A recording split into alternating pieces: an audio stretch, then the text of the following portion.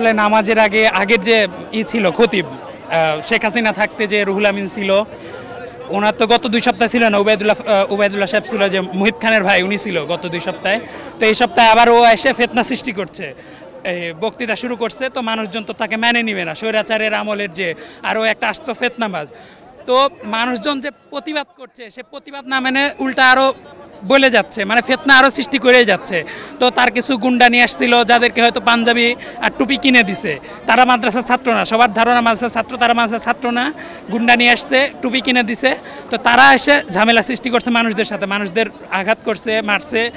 এইটা নিয়েই আর কি মারামারি। পরে তো সে পালাইছে।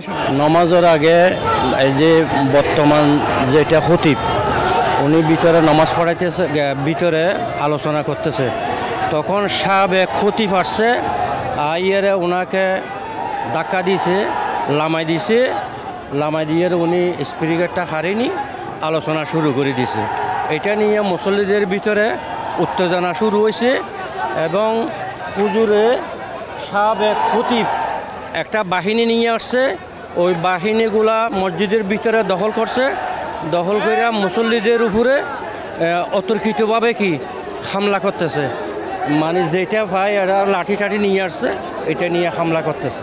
মাদ্রাসার জননী উপাধি দেওয়া রুহুল আমিন, উনি সন্ত্রাসীদের লই আইয়া চর দখল করছে। মসজিদের চর দখলের জায়গা এটা আল্লাহ লোকের জায়গা। হ্যাঁ, এরা সন্ত্রাসী লইয়া 200 মাদ্রাসার ছাত্র নিয়ে আইসা এখানে সন্ত্রাসী হত্যাকাণ্ড চালাইছে।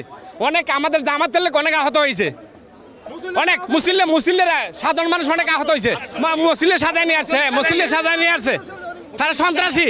এখানে মসজিদে আল্লাহর ঘর, এখানে ইমামতি ফায়সালা করবো জনগণরা, মুসল্লিরা।